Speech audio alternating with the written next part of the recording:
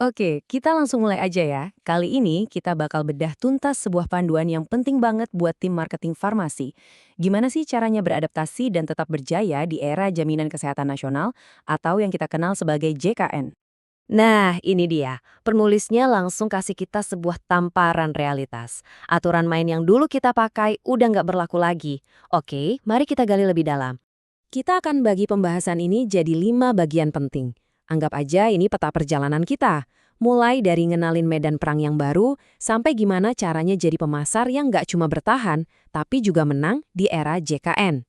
Sip, bagian pertama. Kita harus paham dulu apa sih yang berubah secara fundamental sejak ada JKN? Permainannya benar-benar berubah total.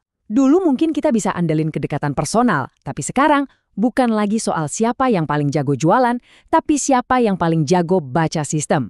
Karena sistem itu logis, nggak pakai perasaan. Jadi gini, punya produk yang super canggih pun bakal percuma kalau ternyata nggak cocok sama ekosistem baru ini. Intinya, kita tuh sekarang bukan lagi sekedar jual obat, kita jual sebuah solusi yang harus pas, harus klik sama sistem rumah sakit. Kalau enggak, ya siap-siap aja produk kita cuma jadi pajangan. Nah, ini yang paling kerasa dampaknya.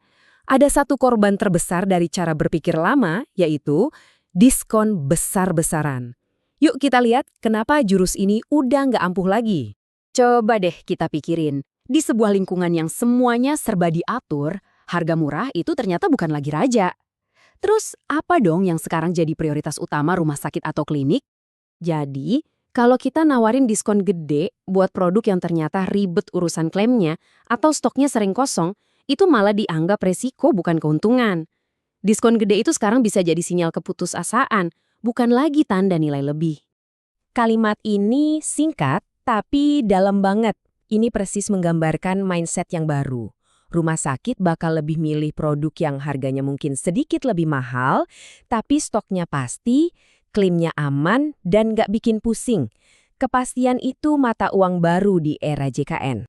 Oke, sekarang kita masuk ke bagian yang sedikit teknis, tapi ini kuncinya. Untuk bisa menaklukkan sistem, kita harus paham dua otak utamanya, logika PRB dan non-PRB. Anggap aja PRB ini kayak jalur langganan obat. Ini buat pasien penyakit kronis kayak hipertensi atau diabetes yang butuh obat rutin seumur hidup. Jadi, buat rumah sakit, yang penting di sini adalah volume yang besar dan pasokan yang super stabil. Harga per tablet itu nomor sekian. Nah, kalau non-PRB ini beda lagi ceritanya. Ini adalah arena untuk obat-obat kondisi akut yang penggunaannya nggak bisa diprediksi.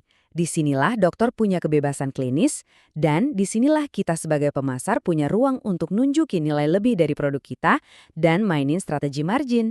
Coba deh perhatiin baik-baik tabel ini, terutama di baris paling bawah, peran pemasar. Lihat kan? Untuk PRB, kita ini ibaratnya penjaga kepercayaan sistem. Tugas kita memastikan semuanya lancar. Tapi di non-PRB, peran kita berubah jadi arsitek nilai dan peluang. Ini dua profesi yang berbeda loh. Oke, pertanyaannya sekarang, gimana cara kita bermain di dua dunia yang beda ini? Dunia PRB yang butuh kepastian, dan dunia non-PRB yang butuh nilai. Jawabannya ada di sini. Senjata kita yang paling ampuh itu bukan lagi rayuan maut, tapi intelijen.